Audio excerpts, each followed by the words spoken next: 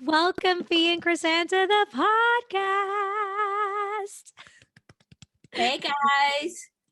You guys Hey. are here for the second time, and I'm so excited. Sadly, we're not together like the last one, but thanks to technology, we're together, and I am so excited to dive right in and to talk about all the things. I gave the introduction earlier, so y'all know what we're going to be talking about. So we're not going to waste time. We're just going to dive right in. But first, we got our some type of way. So I'm going to let y'all go first. What is something that had y'all feeling some type of way?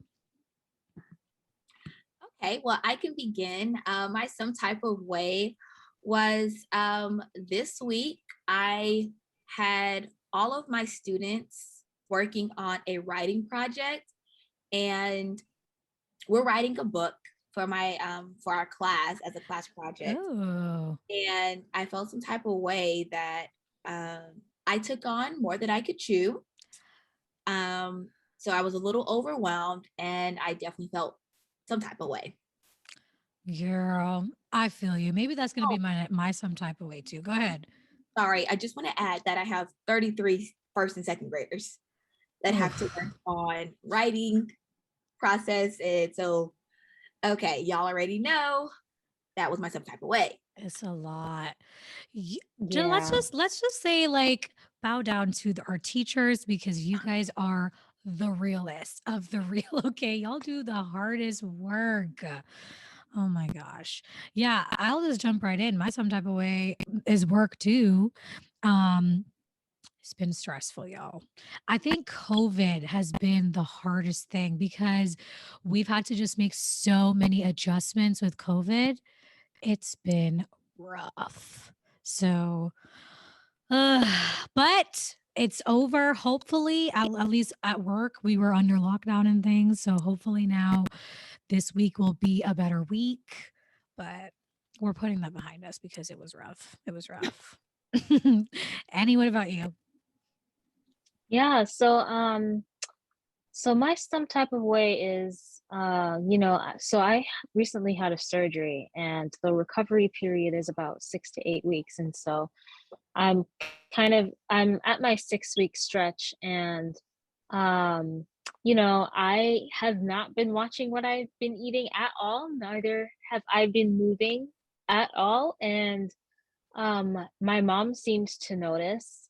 And so one morning while I was getting ready for the day, my mom popped into my room with a surprise, which was a scale for me to step on. And so I stepped on the scale and I noticed that I actually gained about 10 pounds. So it, it, I felt some type of way because I still struggle with body acceptance. So um it's definitely, it's I'm trying to give myself grace with the weight gain, but it kind of hit me out of nowhere. Yeah. So yeah. Girl, I'm just going to reiterate to you that you had a surgery and you needed time to recover. And it is okay if you took a break and didn't exercise and ate whatever to get through this hard time. Like, this has been a really hard time. So, I just want to add on the grace for you and the compassion for you to have for yourself because, hello, it's been hard.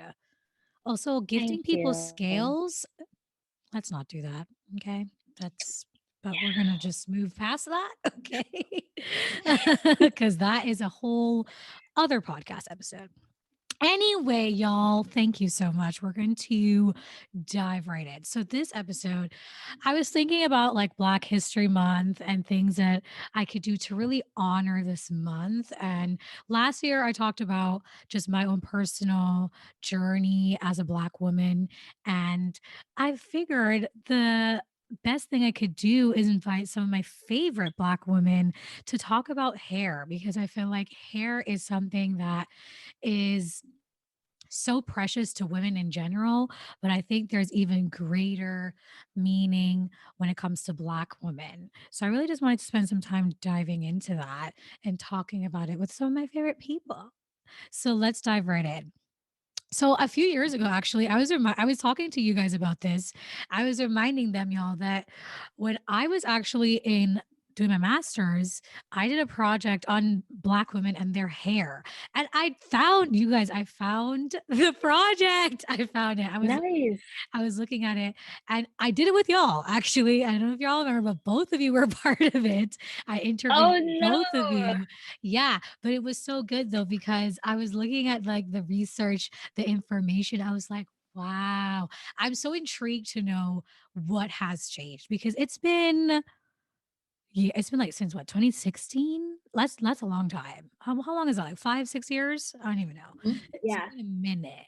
So in the project, I was really just asking people prep questions about, their views on their natural hair and like their hair journey. So I'm going to throw that out to y'all. Let's just talk a little bit about like our hair journeys, like maybe the relationship that you've had with your hair from young to now, what that's been like. We've been together friends for like what 12 years now, and Mhm. we've seen a lot of hairstyles and a lot of phases and things with each other. So why don't y'all go ahead and talk about your journey with your hair? Yeah. So, oh, are you gonna go ahead, Anne? Oh, you can go. Okay, cool. Yeah. I was just gonna say that my journey with my hair has been a love-hate relationship since I was a child. My hair right now it's in a permed state, relaxed state. But growing up, my hair was very natural. It was very thick. It was very big. And my mom, bless her heart, would take a nice comb and rake my hair to the point where I hated getting my hair done because it hurt. I Same. I guess I don't know if I was like tender headed back then or am I still, but she was just always so very rough. Yeah. Where I would hide the combs, I would hide underneath the dining room table. Like I would do anything I could to avoid getting my hair combed. Hot combed was the worst. Uh, Blow dried, braided, anything I would try to avoid. I remember when I was 4, um, I cut my hair and threw my hair into the fireplace, just hoping that, yeah, just hoping that, like maybe I'll get some relief from getting my hair done. So my hair has always been thick and big, uh, not as beautiful as Chrisanne's beautiful That's locks. a lie. That is That's a not true. Your hair is that's a lie. beautiful. It was big, it was a lot, it was just a lot. So from a child, like I guess I don't want to say I hated my hair, but I hated the process of getting my hair done. One, I think growing up in the 90s, late 90s, early 2000s, a lot of a lot of Black hair products were not available. So it was a lot of that. I don't know if you guys remember no, Blue Magic Oh grease. my gosh. Yup. Yes. That was the staple. Yeah. Jam and that brush and the comb.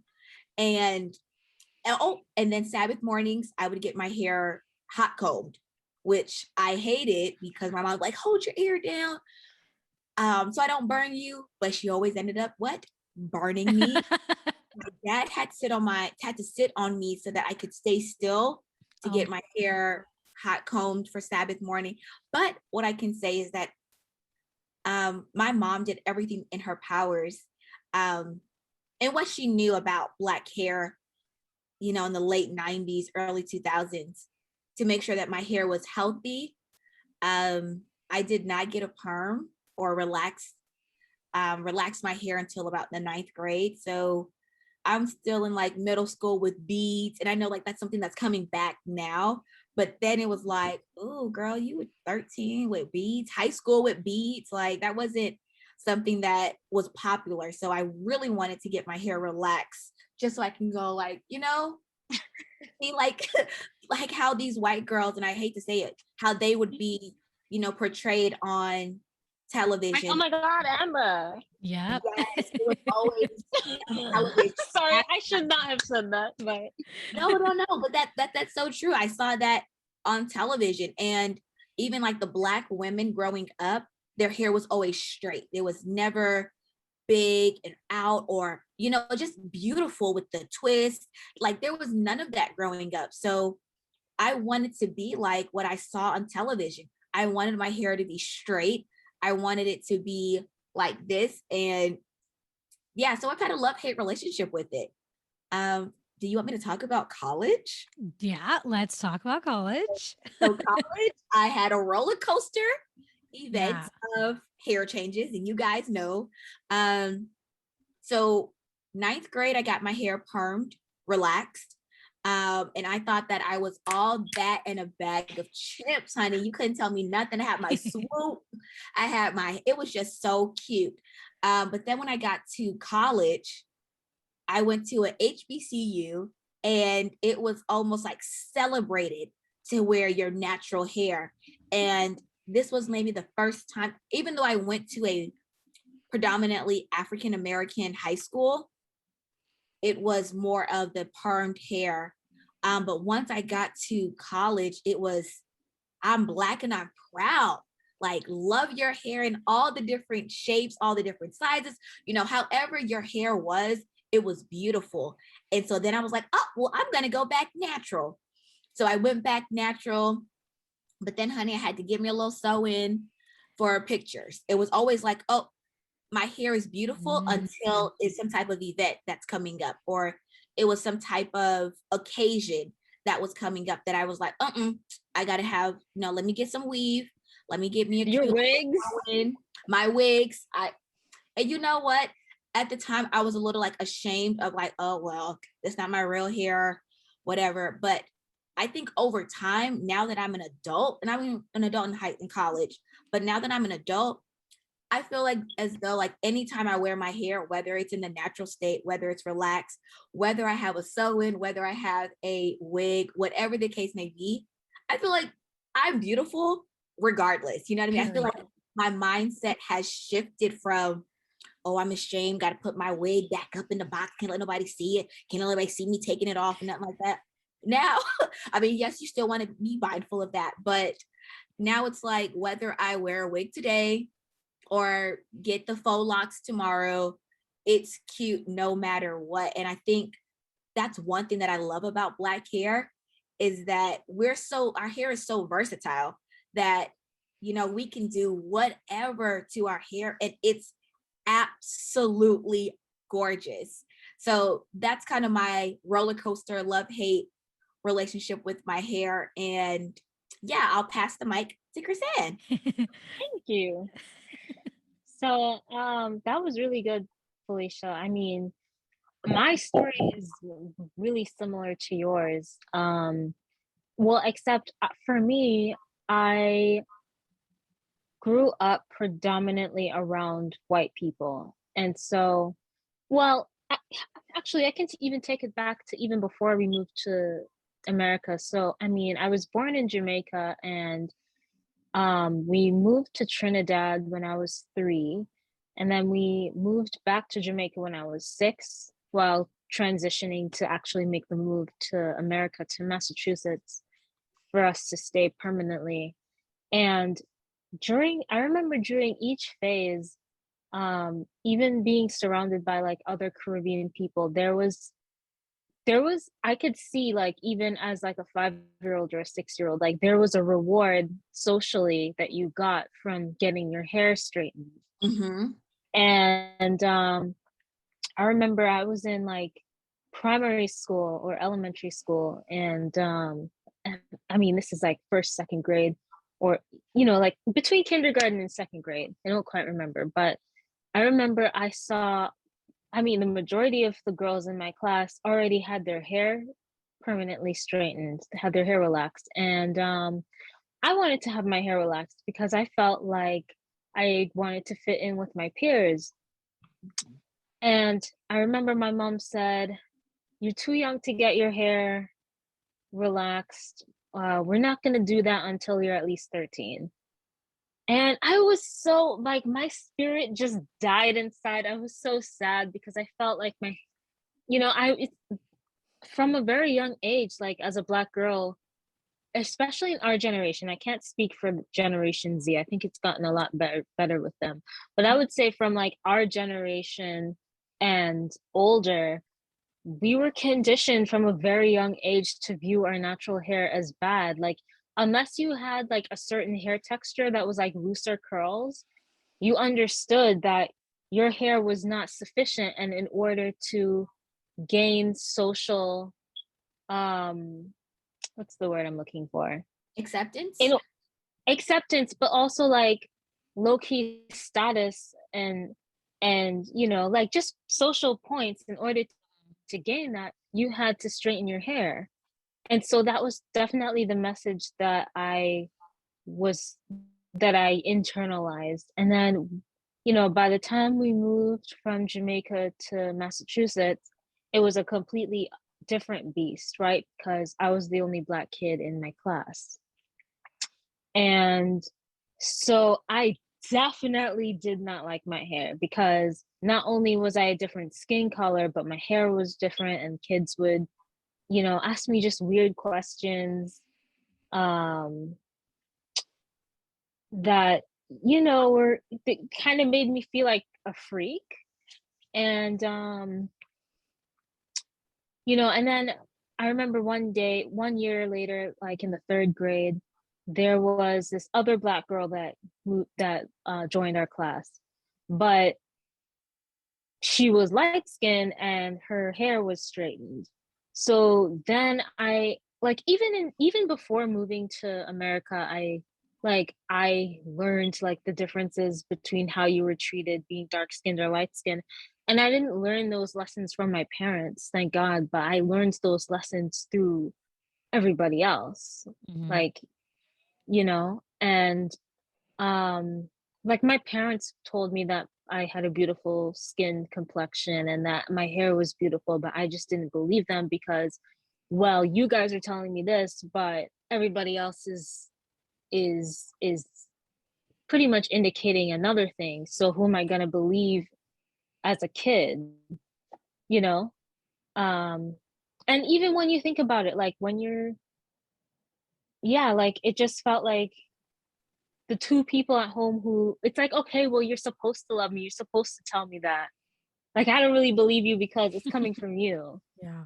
And that's pretty much how I saw things. And so I remember when I remember I turned 13, because I did not forget that promise. You got to be careful when you make promises to kids, because Oh, they will never forget. They they'll always never remember forget. and will come to you and be like, "You said on this Hello. date at this time, where is it?" Exactly. Like, she told me when I was 6 years old that when I was 13, I would get a perm. So I turned 13 and I'm like, what's good? And she was just like, no. So Oh my no. mom, yeah, my mom was just like, yeah, no. Like, I don't even care that I said this to you. Like, you're just not getting your hair permed. And I was devastated because, I mean, I had really, and I never told her this, but like, I had really waited all this time to, like, finally have the straight hair and be able to like flip my hair back. And to make matters worse, like, I was surrounded by white kids, and like there were a couple of like Afro Latinas in my class, but their hair texture was different. It was like more like curlier. And there was this one girl who, even though her hair was more of like loose curls, she got her hair permanently straightened, and everybody was paying her compliments. And then all of a sudden she was the class baddie. And then the other girl who was Afro Latina, she had more like type 4 hair, but it was like more on the 4A spectrum. And my hair type is more of like 4C. But her hair was like long down to like her butt. So I mean, everyone in class had this, even the white kids, like people pretty much talked about how she had like the best hair.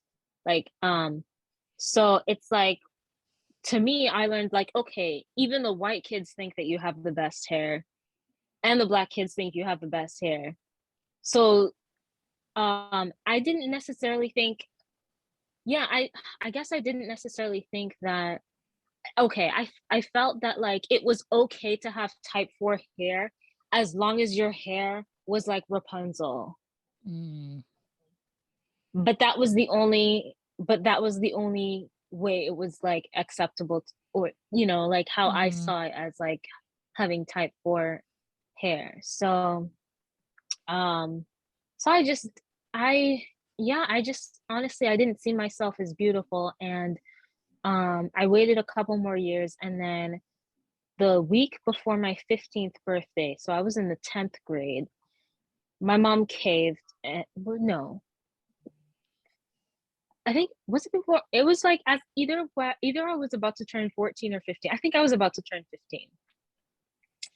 And my mom was like, okay, well, she reluctantly agreed. And she took me to this lady, and you could not tell me nothing. Like, I felt like I was that girl. Like, listen, I was doing this all day, like, and because like I too wanted to flip my hair, whip my hair back and forth before the song came out. But I wanted to whip my hair back and forth like the white girls. And I finally got my chance to do so. Then there was this other, I remember in the back of my mind, I was like, man, but it's only like shoulder length. It's not like Mm. as long as like the white girls in my class. But then I was like, you know what? I'll take it. And there was this tinge of, there was kind of like this little voice I remember in my head that was like, that recognized you don't actually like yourself the way you are. You only like yourself now that you have this alteration. And so I would say like 97% of me felt like I was that girl, but then there's the other 3% that like consciously recognized that I only felt that way because of what I did. And I remember, when I got home from school that day, um, my dad was not happy at all because he wanted me to keep my natural hair. And my parents were just not happy that I made that decision. But um, and I didn't understand why. But I I do understand now. Um, but even that was a struggle, right? Because there weren't a lot of people available to take care of my hair. So it's like I would have I would feel amazing in like the first week or two when I had my, like how you have your hair treated every few weeks because you want to make sure you're taking care of the roots from growing out, or like every time the roots grow out, you get your relaxer. But like, only the first 2 weeks I felt like I was beautiful and amazing looking. But then there were like the following weeks where it just looked weird to me. Like the roots would start growing in, and I didn't understand the concept of wrapping my hair. And so all I had were like these giant like 1985 type rollers. And I didn't want to sleep with my hair in those rollers all the time. So honestly, it just looked a hot mess. Oh my Like god. I would say 60% of the time it looked a hot mess. So I just didn't know how to take care of it and how to maintain it. And it was really evident when I went to college because people would look at me sideways.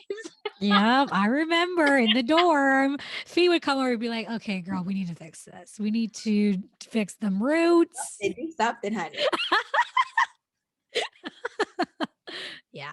Anyway, but yeah, so I really didn't know how to do that stuff until I went to college, and you guys taught me. And you know, so but then I noticed that like a lot of people had their hair natural, and it was cool to have your natural hair, and so that kind of, it definitely awakens that part of me that was like, hey, I think I want to go on this journey too. And I didn't go on my natural hair journey until junior year, because before I was just really nervous about it because I was like, oh my gosh, I have to chop it all off and start all over.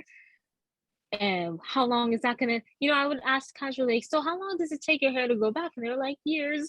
It's just like, so that definitely prevented me from going on the journey sooner. But when I did, it was really exciting. Like, I remember when I chopped my hair off, I hadn't even been planning on doing it. It was letting my hair roots grow out for way too long. And then, like, I hadn't had a perm in like maybe 3 months. And then I was like, you know what? And one Saturday morning, my mom and dad decided not to go to church, and I just chopped it off. And it was really exciting since, and I've really enjoyed it every step of the way. So, I love that. Yeah. So for me, my hair journey has definitely been different from y'all's. And that's one of the reasons why I really wanted you guys to come on, because I feel like we all have very different perspectives. I grew up in Jamaica too. And so I also, I would be considered someone with a good hair. My hair is curly, it's loose curls, And so, like, when I grew up in Jamaica, people were always complimenting me on my hair, and like, I love my hair. Everything was good. We were cool. I loved it. Great. And then I remember when I moved to Canada first.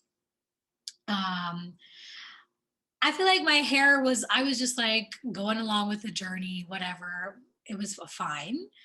But then it wasn't until like high school when I remember it was crazy. In high school, I had a bunch of mixed friends and they were like mixed with white, right? And their curls were way looser than mine. And I remember okay, I don't know if this was for y'all, but like my mixed friends, they would be having a little bang, straight bang, and then the curly hair. Did y'all do that back in the day? It was well, I just, couldn't do it with my oh, hair though, okay. but Well, I saw people do it. it was Yes. like the style. So I would be doing the same. I'd be straightening the front part of my hair, just a little piece. I didn't even have bangs, y'all. I just had a one long piece straight. And then everything, girl, it looked so stupid.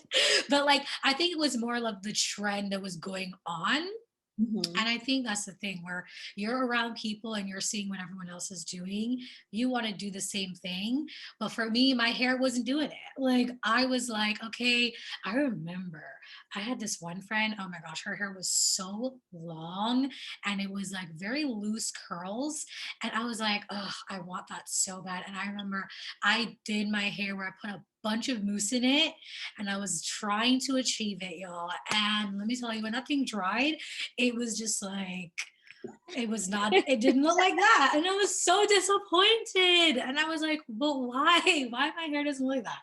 Anyway, I think I still overall had a good, like, okay relationship with my hair. I just wanted it to look like my friends because most of my friends at the time were all mixed, basically.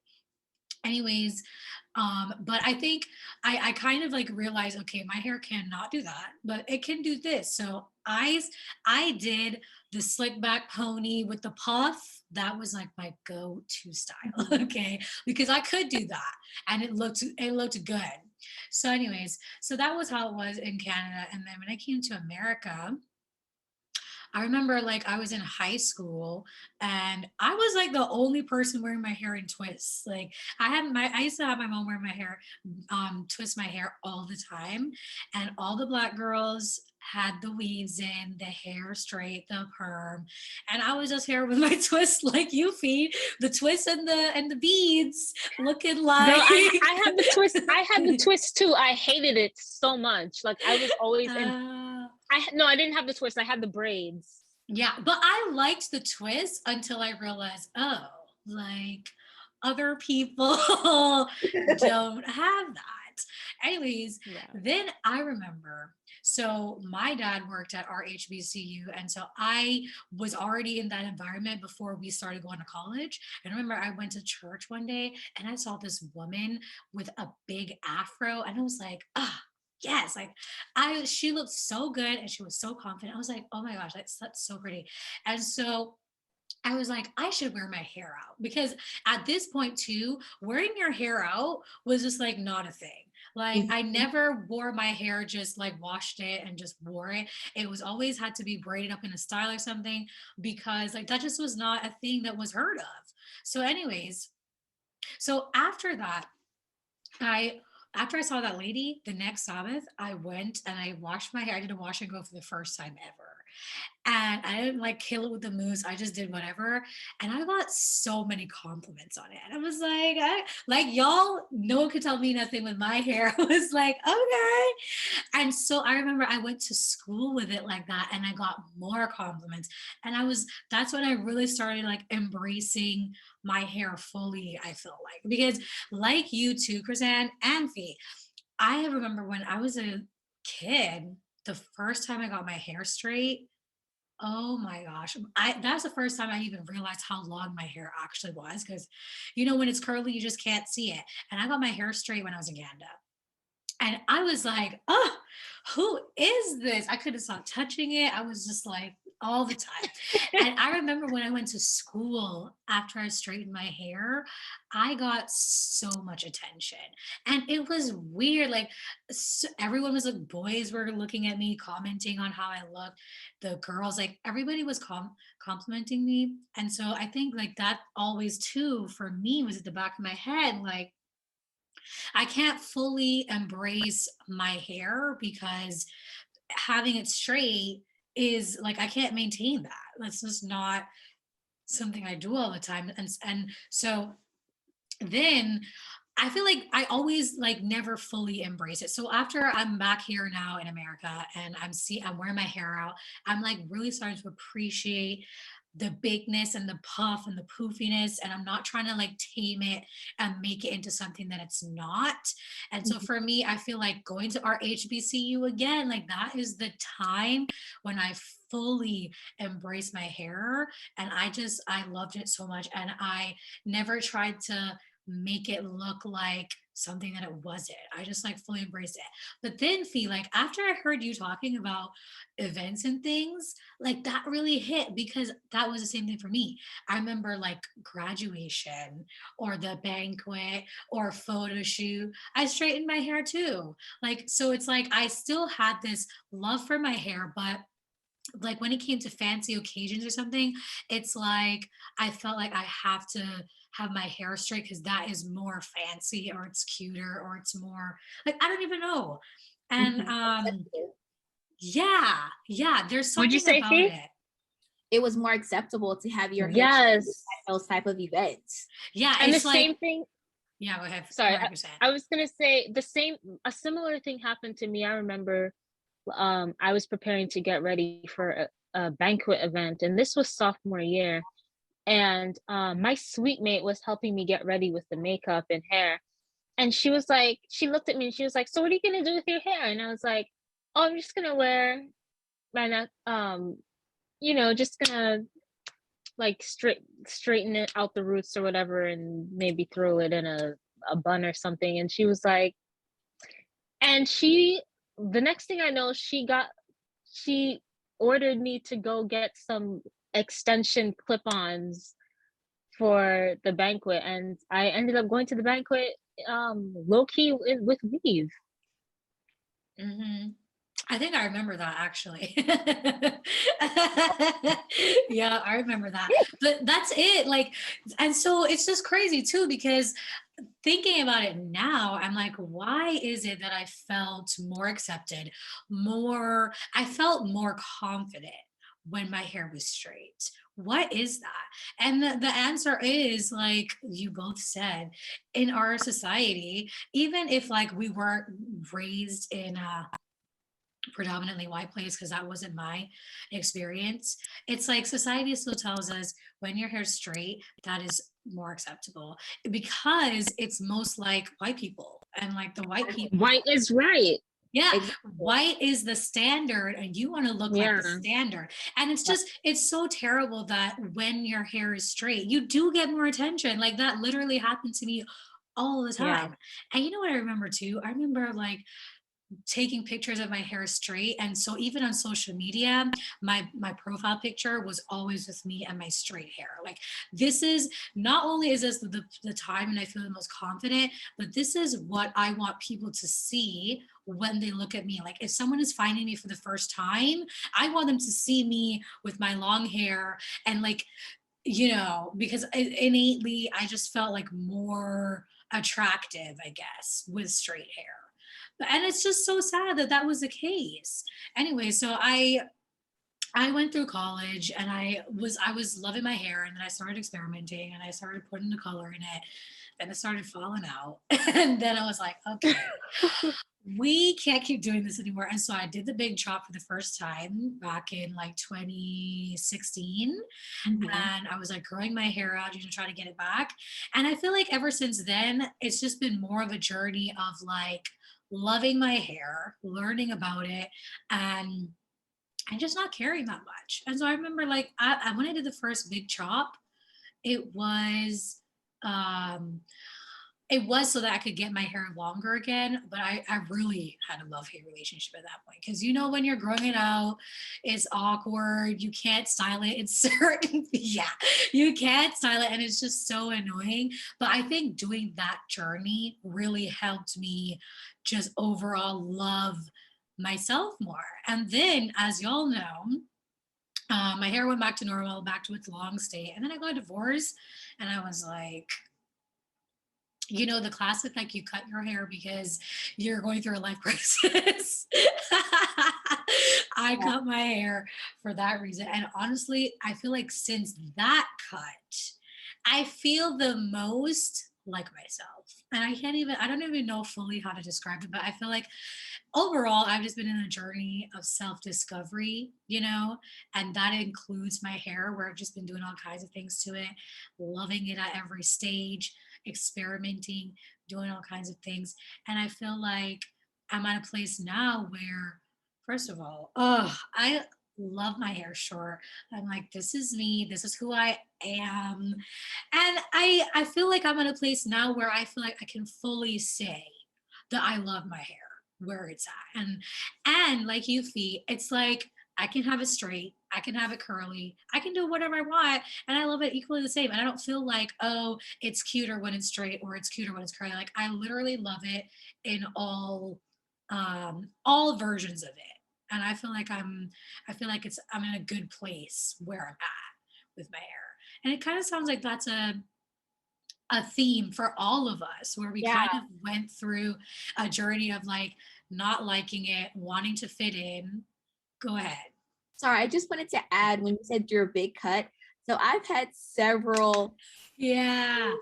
Yeah, you Oh, both have. I've had several where I have from high school to college, I just grew it out and like just wearing braids.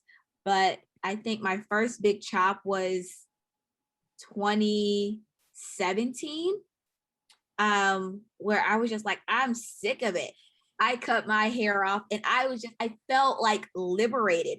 I felt great that I was like going back to like my natural um hair and just, loving that. And then let me tell you about this little thing here. This magazine came up with this cute girl with her like bob. And I was like, oh my gosh, that's something that I've always wanted to do, is to have like this cute, what I have right now is what I've Yeah. wanted. And I realized, honey, I don't know how to manage permed hair.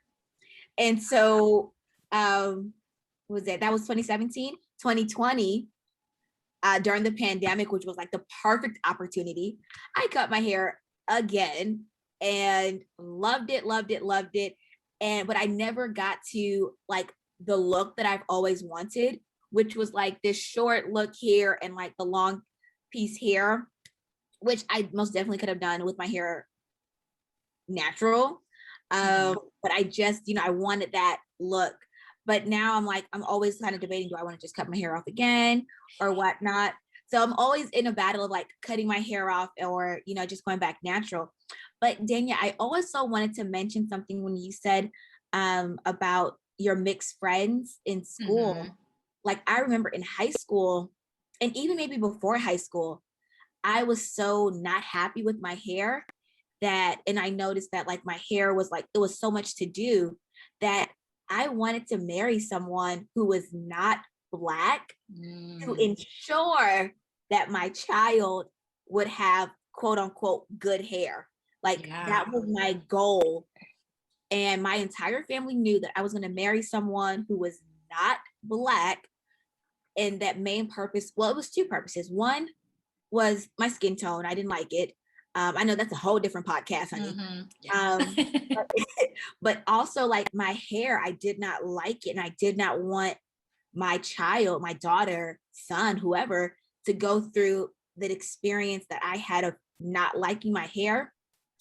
And I thank God that I have been redeemed, delivered from that, because my husband is blackity black, black, black, black.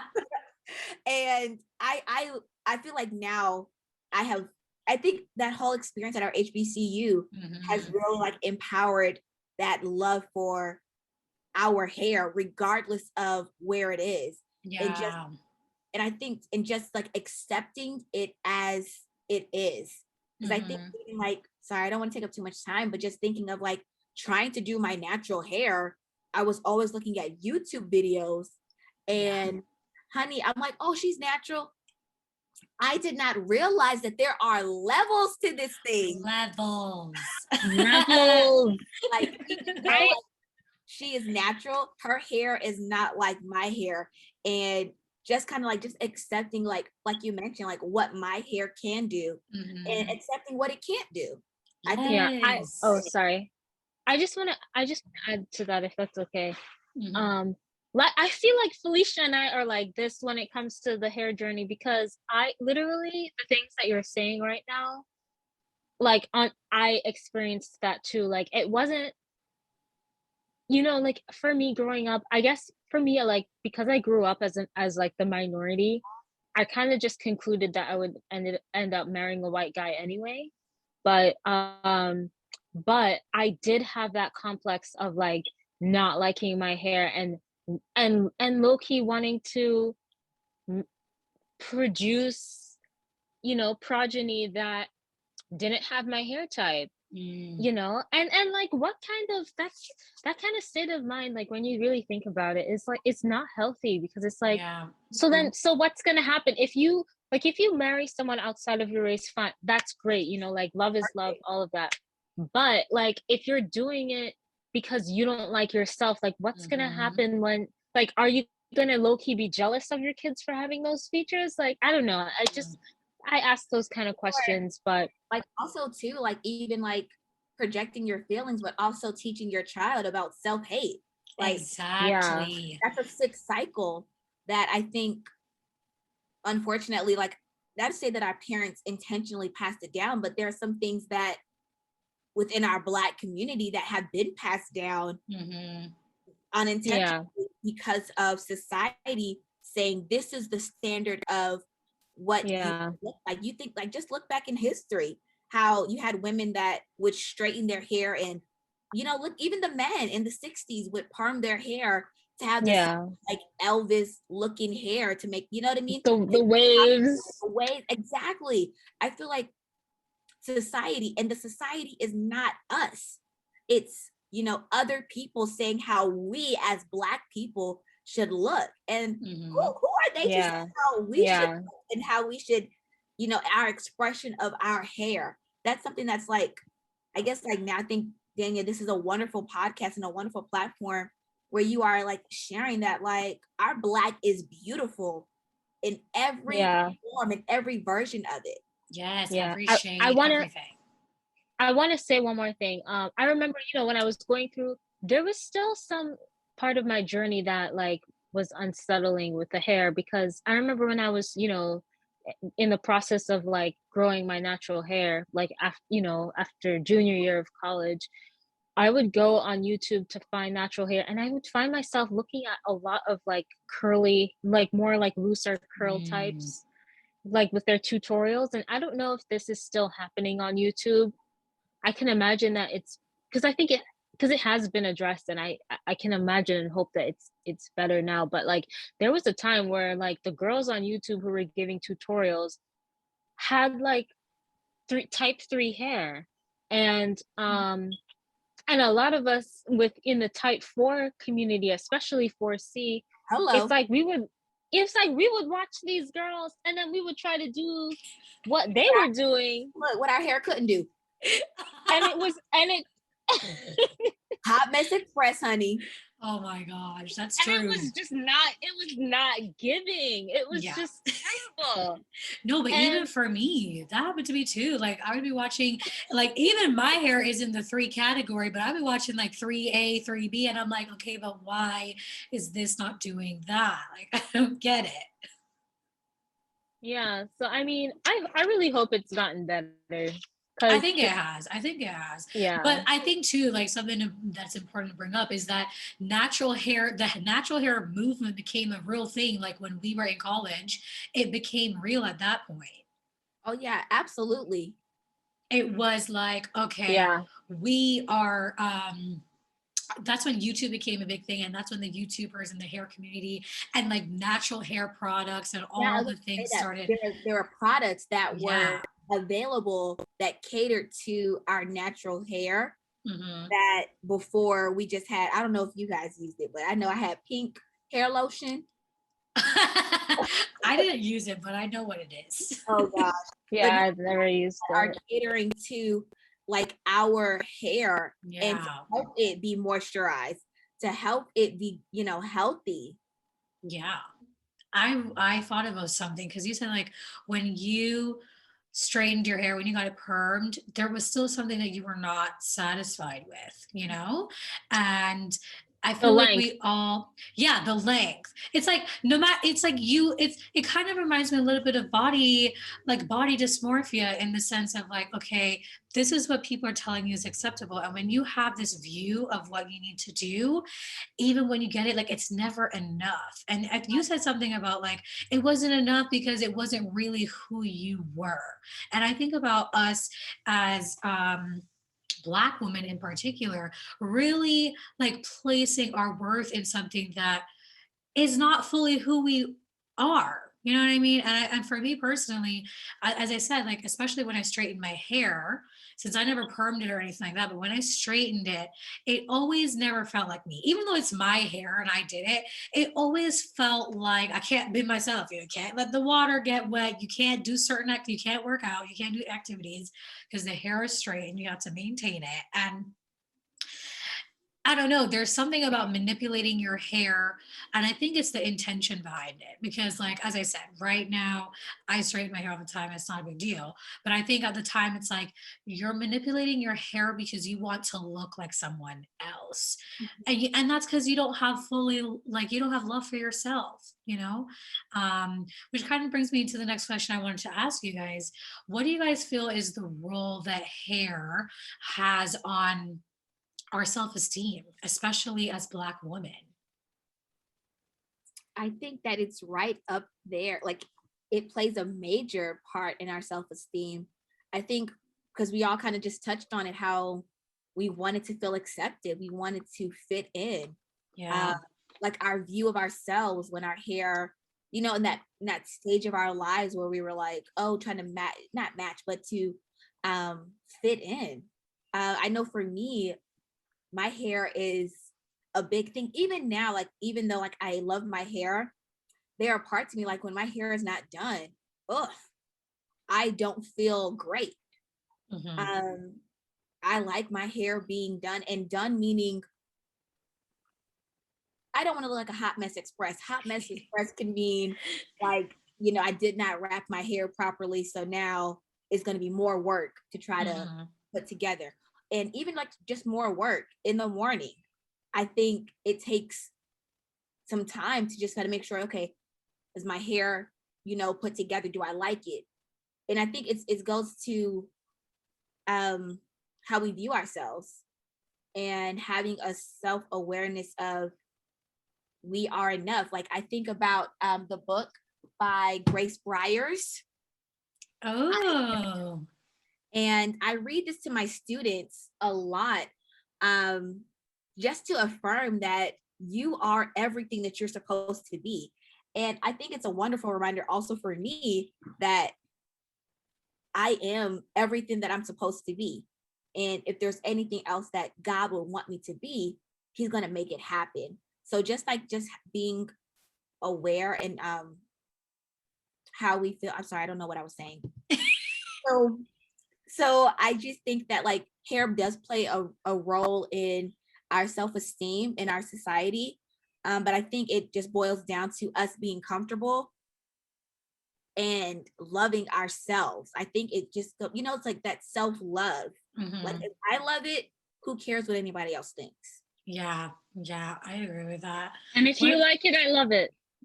Exactly. Although sometimes that has a shade to it, but yes. But oh no, I didn't mean it that way. No, I know. What about you, Chrisanne? What do you think? I think like, there's a huge connection with, especially with like the Black community, with hair and beauty. It's like once you feel like once your hair is bomb, it's like you feel beautiful. And when you feel beautiful, you feel you're more confident. And I think that there's been a lot of work in over this 400 years of really stripping that self-confidence away from Black women, and it's really done a lot of damage over generations. And I think we're in a place now where we're healing.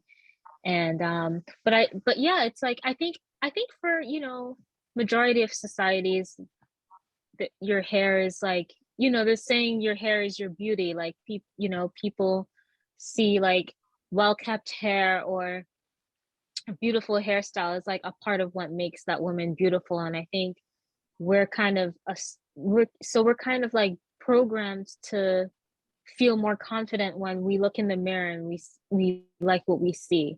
It's kind of like it's like almost, to a lot of people, it's like it's an extension of ourselves. And there's yeah. And some people, I mean, I guess some people would argue that, maybe we need to practice like detachment from our hair, the whole I am not my hair. But I think like for a lot of women, it's a part of self-expression. And yeah, and when you're, like when you are able to shed this like societal concept of like what is beautiful, and you can find that inner acceptance, then you can be as creative as you want to be, and it's beautiful. Like you can, like I can wear my hair just out, and it's beautiful. And you can wear a wig or a weave, or and it's beautiful. Or you can wear like a short cut, or or dye it whatever color you want, and it's beautiful. And I think that's the place that, that's pretty much the goal, is to just allow women to love themselves and to express themselves in that, from that place of self-love. Yeah, I agree with y'all. I think that women in general for so many years have been told, you need to do XYZ to be attractive. And I think attractiveness and also self-esteem just go hand in hand, because we do feel, when we feel attractive, we feel better about ourselves. And I think just separating ourselves from, or separating our worth from our appearance is really important. I think that like you said, Chrisanne, I do believe that there is a level of expression and, exploration that we have with our hair that's great, and we love it. And we should definitely do that. But I also think that we need to love ourselves outside of our appearance and not hold like so much value in what we look like. Because I mean, we've talked about it in this whole episode of just the different styles that we went through and the different things that were acceptable at one time. And like, if we were to do that style, sorry, that style today, it would be like, no, like the beads and the all whatever the styles are. So like the standard of beauty in society is always changing, and if we attach something that is constantly changing, if we attach our value to something that's constantly changing, then who are we, and like what do we actually love?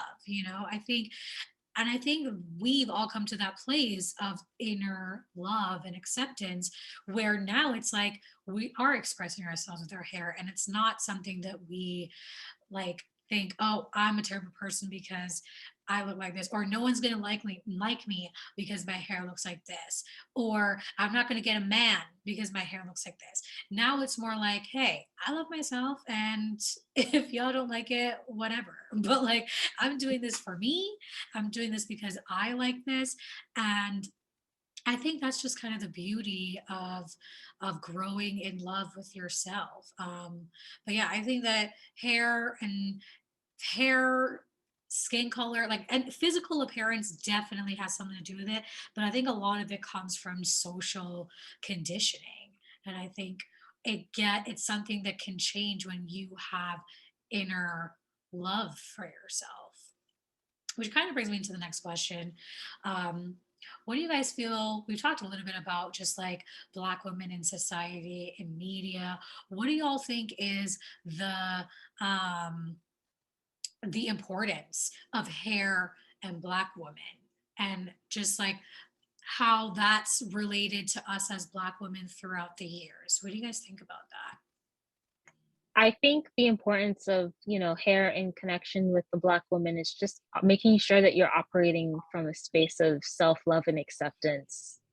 Because if you can really establish those two things, self-love and acceptance, you'll be able to really do whatever it is that you want to do and create whatever style it is that you want to create, and you'll love the journey, and you'll love well, you may or may not like the outcome. It depends on, because sometimes with hair, like, things can just turn out how they turn out. It's like, it's kind of like hair has a mind of its own, but at least you'll enjoy the journey. And for the most part, like, when you look in the mirror, you'll like what you see, and that includes, whether it's styling the hair that grows out of your scalp, or the hair that you've purchased and is now your own to do with it as you please. um I think it's just really about that, and like not trying to achieve like this standard that other people have created, but like really establishing like what's my standard and going from there.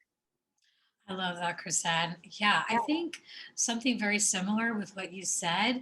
I think, especially in society and media, Black women in particular, we never have the freedom to just be. We're always told we need to be like that. We need to look a certain way. We need to have a certain body type.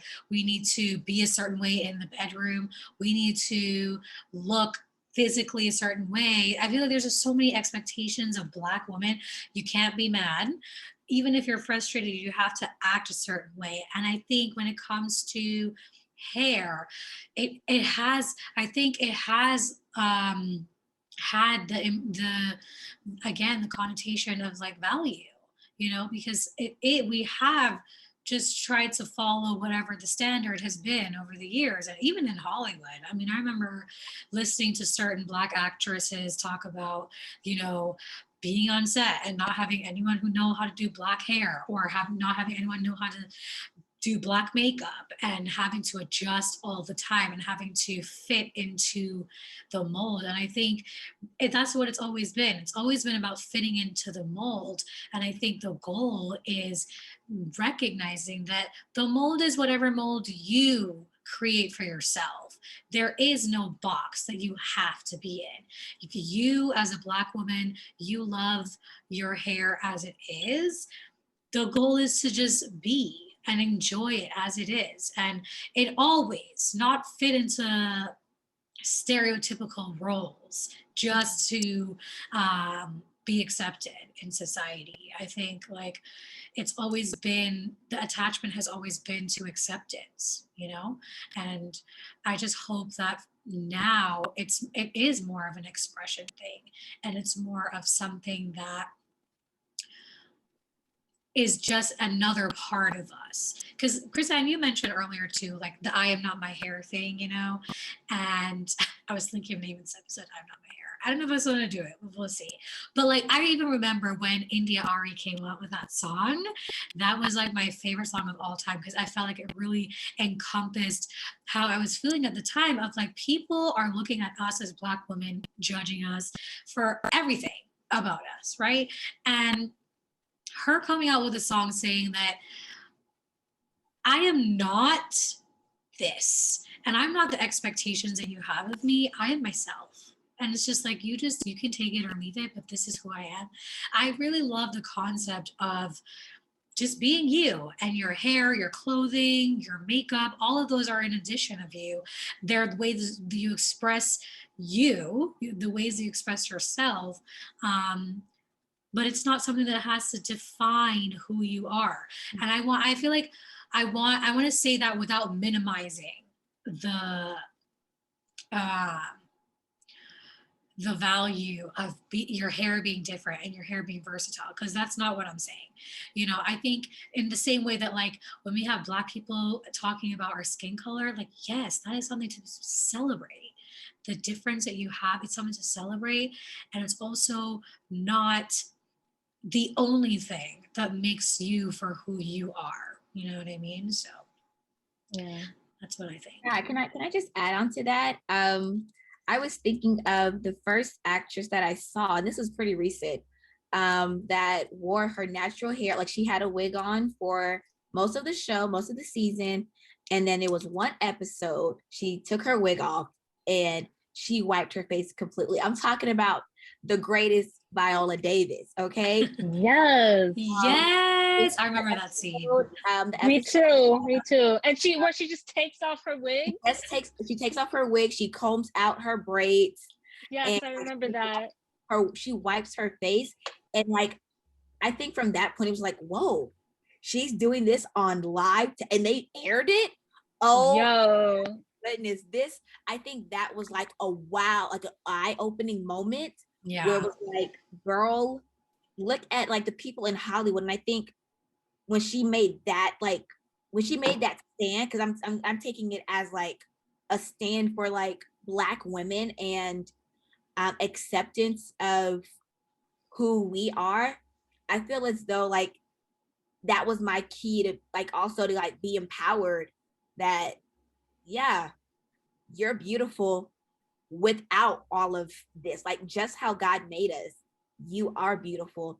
And like the expression of hair, I think that like as Black women, we are so creative, and it just amazes me how other cultures other people, they appreciate our creativity so much that they also appropriate it. Wait a minute, let me get there, sis. That's where she was going with this. That they try to emulate the Black hair experience. Like the lady who, the white lady, I can't remember what her name was, where she tried to portray herself as a Black woman. The NAACP lady. Yes. Something with like seriously, sis, like you're not Black. Like, was her name like Amanda something, or I don't even remember, but we know what you're talking about. Whatever her name is. I think that as Black women, we have to like sit back and be like, God made us so unique, so special, that our hair, like even as a Black culture, even as Black people, our hair is always like not the same. Even like Christine, you mentioned like the 4C. I have 4BC hair, and our hair is not the same. And like just that amazement, you, Dania, your hair, you're Black, and you have some variation of C. I got 3C. Three C. 3C, my bad. Yeah. And just to see like how unique we are as a people, where a lot of other different races, their hair is straight or some type of variation of wavy, curly. Like our hair within itself is so different. And like, hold on, even in our head, I can imagine that like for me, when my hair was natural, the front would be like super tight curls, the back would be super loose. Like even in my own head, I had variations of different curl patterns. I have that still. I think that like it's time for us just to accept our hair. And I know we've been talking a lot about natural hair, and I don't want to dog out those people that have their hair relaxed or permed or wear weave or extension, because Shaquan should be doing it all, okay? And just loving ourselves. I think it just comes down to loving ourselves. And I think with society, we have been told so many times, I know we've said it all over this episode, of what they say we should look like. The bottom line is just accepting and loving ourselves. I love that so much. Yeah, I think that like Black women, just be you, girl. And we're not. I want to just piggyback off of the weave, the perm thing, because what we're not gonna do is judge Black women if they want to have their hair permed, or if they want to wear the weave, or if they want to wear the braids. We're done with that. Okay, that's in the past. We're not gonna do that anymore, because who cares? If you as a Black woman want to have your hair perm because it's just easier to manage, go ahead and do it. And if you want to wear a weave because you want to, because you like it, because today that's what you're feeling, if you want to throw a wig on because you're not feeling like doing your hair, go ahead and do that. Like, we need to stop this judgment, I think, amongst ourselves too, as Black women, because who cares? Like, do you, and be okay with others doing themselves. Okay, that sounds weird, but you know what I mean. Yeah, I think I definitely agree with that. And I think it's kind of weird, if I remember correctly, like I remember when the whole natural hair movement was going on, and then there was like this offshoot of people who were of the opinion that like the only thing that was acceptable was natural hair. And it's like, oh, Yeah. if you do anything else, it means that you don't love yourself, or you know, Which is a or lie. which Exactly. is just not true. Like, so it's careful not to go from one side of the pendulum all the way to Yeah. the other side of the pendulum. Like the whole point is to just be balanced. I agree with you. I think that it definitely was a point where it was like the perm, the creamy crack. It was like the Creamy. Oh, girl, yeah, you did the creamy crack. the creamy crack. It was like you went to the Judgment. dark side. It was judgment. We're done Mhm. with the judgment. Okay, we're done with that. Anyways, last question, y'all. What do you feel like would be some advice you would have for young Black girls who may be struggling to love themselves and to love their hair? What would y'all say to them? You're beautiful. You are beautiful. You are beautiful. I think now, like little Black girls I think this is like the generation for them to like, because I think we went through the and then yay, we love ourselves. And I think the young girls that are coming up now behind us are like, yeah, my hair is cute. If I wear these braids, if I wear these two space buns. Y'all remember we used to have the little space buns growing up? Like Yes, all the Back styles, now. they are all the back. styles that we used to wear as a kid are coming back. And I'm just like, yes, like just to see the love and expression of Black hair is so beautiful. So to tell a young girl, like, girl, wear your hair any way that you love it, anywhere that you love it, because it's beautiful. I love that.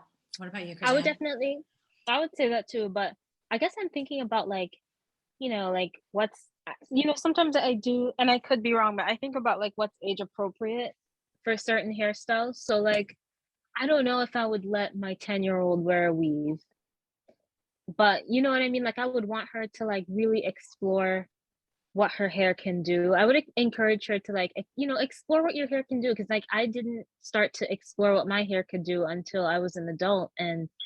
Um, and it's like growing up, there was just this fear of doing that. Like I thought, oh, it's too dense. And, I didn't know because my mom would, when she would comb my hair, she wouldn't like make sure it was damp before running like a wide tube comb through it. She would just take it dry and yank on through, and I think like even the older generation didn't necessarily know like, the best techniques to help us not think of the process of combing our hair as torture. But I would just encourage her to like explore all the resources that are out there because there's so many resources now where, you Mhm. know, for little Black girls who are trying to figure out and navigate what it is that their hair provides in terms of versatility. And so like just like how a lot of kids like to play in mommy's makeup, like play with your hair and don't get gum stuck in it, but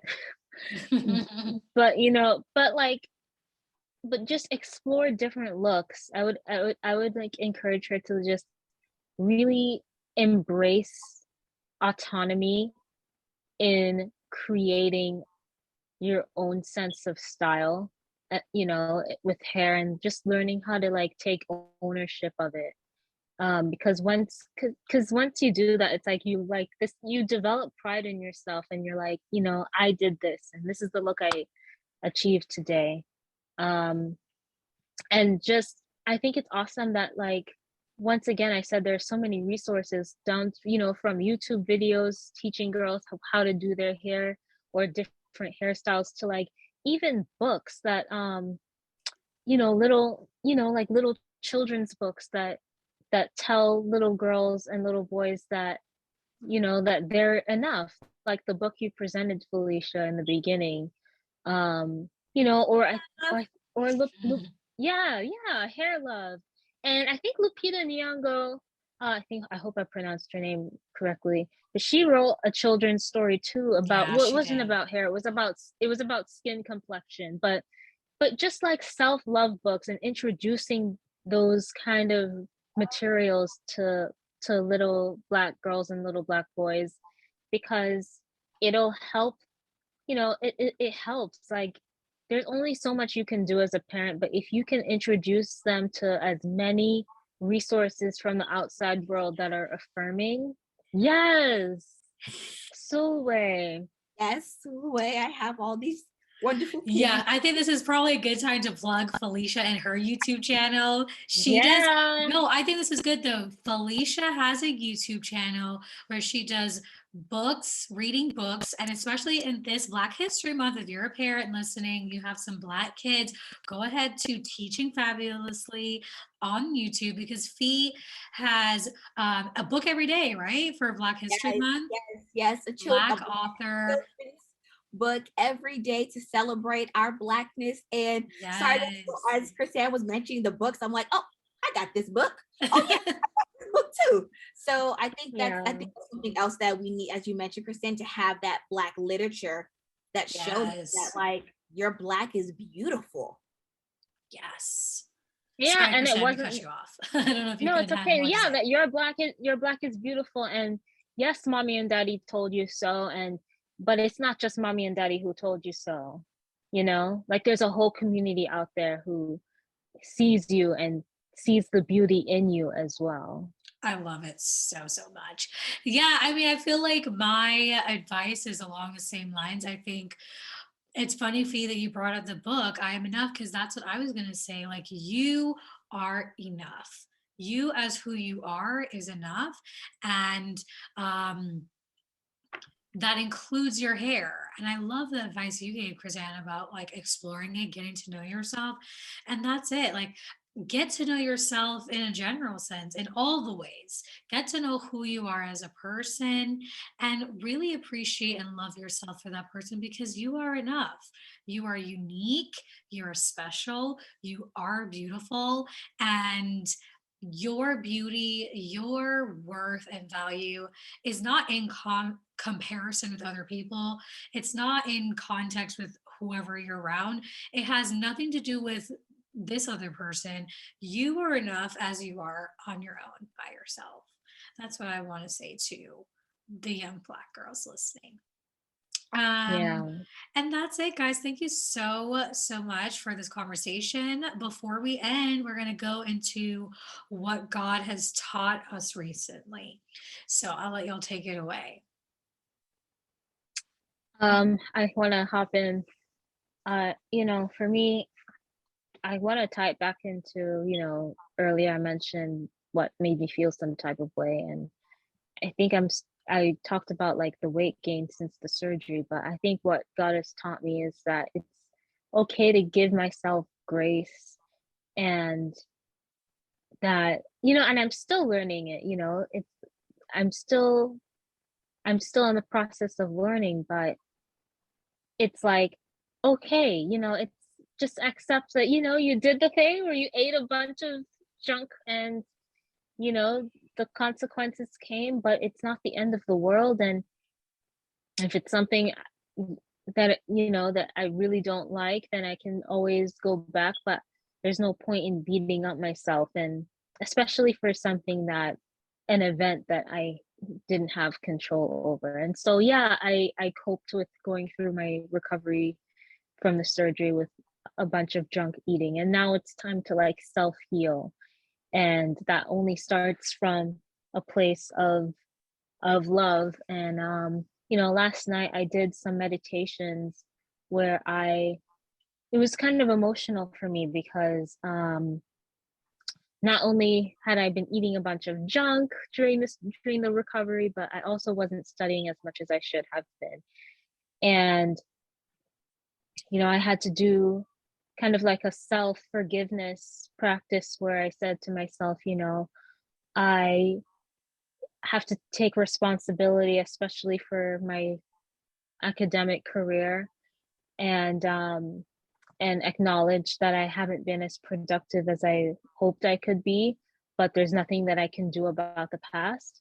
And I wasn't as healthy as I could have been in terms of my diet, but that's something that is is now in the past. And now it's like, okay, I'm going to accept that my body is at a certain stage, and accept that my preparedness for school is at a certain stage because of what I've done or not done. And I'm committing, and I'm applying the self love to commit myself to doing the work, whether the work is eating, you know, incorporating more vegetables into my diet and cutting the processed foods and like all the sugary snacks and stuff, or whether the work is like, okay, I'm going to commit to a solid 4-hour block of studying, and I'm going to take breaks if I need to take breaks, but to just, like committing to like picking myself back up and not beating myself down, because beating myself up just makes me want to avoid. And when you avoid, you're just going down the spiral of kind of self-destruction. So definitely learning how to like, you know, I repeated that passage in I don't remember in the New Testament where it is, but it's like if a man falls um 9 or 8 times, he picks himself back up. And um that's pretty much like, you know, what a good man is, or like a saint, or it's just, or pretty much just indicating like that's part of life's journey. Like you can fall a million times, but you have to get up that million and one time, or first time. So i'm I'm pretty much, ground zero, and and taking it breath by breath, minute by minute, and seeing how it goes. I love that for you, Chrisanne. What about you, Fee? So, something that God has taught me is to trust Him. So, I'm in my graduate program, my master's program, and this semester itself has been sit back and watch God. I'll tell you briefly.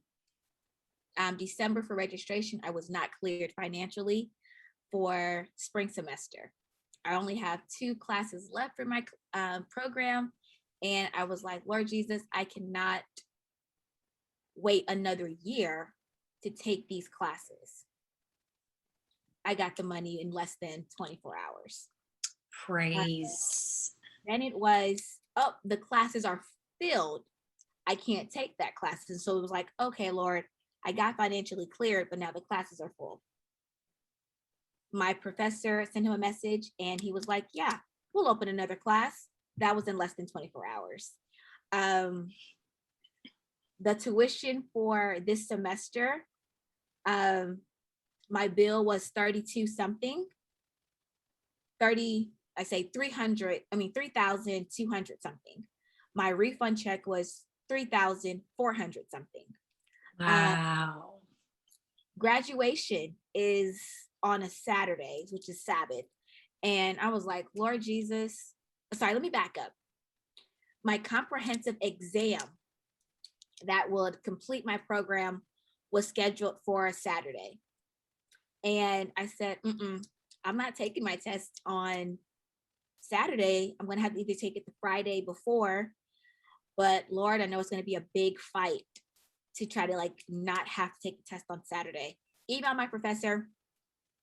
Cool, no problem. You can take it Friday. We'll accommodate you. So then it was graduation. I got an email this week about graduation, and graduation falls on Saturday. Oh, another fight for graduation. Is there any way that I tried to contact our prior HBCU, our undergrad, to see can I walk with them? They said yes. I would just have to get permission from my current university to allow me to walk with my HBCU. Contact my university, and they were like, oh yeah, well, we have a graduation on Friday before sunset, and you wouldn't have to pay a guest graduate fee with your, other university. I said, God, like, you are just telling me that you're going to work out every little thing, every little detail that I could imagine. God has worked it out. And so the lesson is to trust God and not to doubt him. So, I mean, that's been my lesson for these last 2 months or 3 months from December, of just trusting God. And he's a God that's committed to keeping his promises. I love that so much. Amen. I think for me, I have been really, really struggling. Y'all know I've just been struggling with a lot of things, and some days I'm just angry. Like some days I'm really frustrated, and I don't know if sometimes I don't even know if it's with God or what it is, but God has really been teaching me how to reframe the things that are going on in my life. Because what I've realized is God has allowed certain things to happen that I may not be happy with, but He's also, in allowing certain things to happen, protecting me from worse things. And I think I've just been seeing so much how much God is protecting me from, what He's protecting me from, how much He continues to protect me. And so I'm really learning how to reframe when things are not going right, when things are stressful, when things are not going the way that I want to. He's really teaching me how to look at it with a different perspective. And it's been a humbling experience, I think, because I feel a little bit like I've been like Job, where Job is out here just suffering and he's telling God, and then God's like, okay, but were you there when I created the earth? And it's like, okay, I see what you're saying. I wasn't there. Like, I don't actually know. I can't see behind the scenes all the work that you're putting in to protect me from things, but I know that you are protecting me and that you are working, even if I can't see it. And so I think it's a little bit of trust too, like you said, Fee. And it's also like, let's try to look at this from a different perspective and recognize that just because I feel like this is what's happening doesn't mean that this is actually what is happening. And just because it feels like it's just the worst, doesn't mean that it actually is. And so that's been a huge thing for me, something that I'm trying to still work on. Like you said, Chrisanne, it's not something that I've mastered yet. I'm working on it, but it's something that I want to actively work on, just coming up on this new week and just overall in general. So that's it for me. So thank you guys so much for joining me. This was such a great conversation. I always love talking to y'all, and even more when we can do it when it's recorded. Okay. And yeah, thank you all so much for coming on. Thanks for having us. This was awesome. Yeah. Thank you. Thank you guys. Until next time. Bye. Bye, guys. Bye.